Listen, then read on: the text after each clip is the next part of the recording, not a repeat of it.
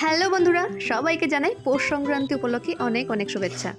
কি গো, সবাই কি পিঠে বানাচ্ছ?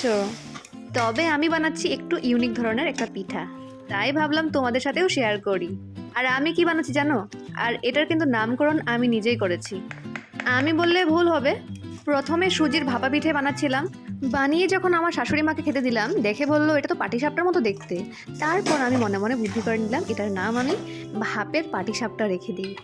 আর এটি বানাতে লাগছে বেশ খানিকটা সুজি, সেটা শুকনো কড়াইতে ভেজে নিয়ে ওর মধ্যে দুধ দিয়ে ভালো করে আটার গোলার মতো মেখে নিতে হবে।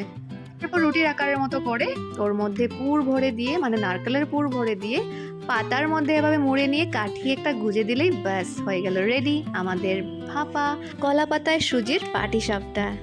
আর আজকে যেহেতু টিউশন ছিল না, তার জন্য আমি একদম বসে পড়েছিলাম পিঠেটার জন্য। আর এটি বানাতে আমার লেগেছে দুটো নারকেল, আর নারকেলের মধ্যে গুড় দিয়ে আর দুটো এলাচ দিয়ে সুন্দর করে পাক দিয়ে নামিয়ে নিয়েছিলাম।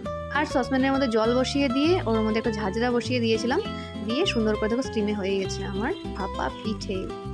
এখন শুধু পাতার ফ্লেভারটা আর কি ঢুকবে। আর তোমাদেরকে কি বলবো, এত দুর্দান্ত হয়েছিল না খেতে। তোমরা কিন্তু নিশ্চয়ই একদিন ট্রাই করো, দারুণ লাগবে।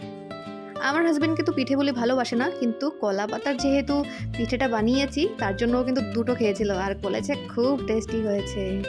এবার দেখো তোমাদেরকে খুলে দেখাচ্ছি, কি ভালো লাগছে দেখো। সত্যি বলছি, না খেলে তোমরা বিশ্বাসই করবে না, এত ভালো হয়েছিল। তাহলে চলো আজকের মতো টাটা।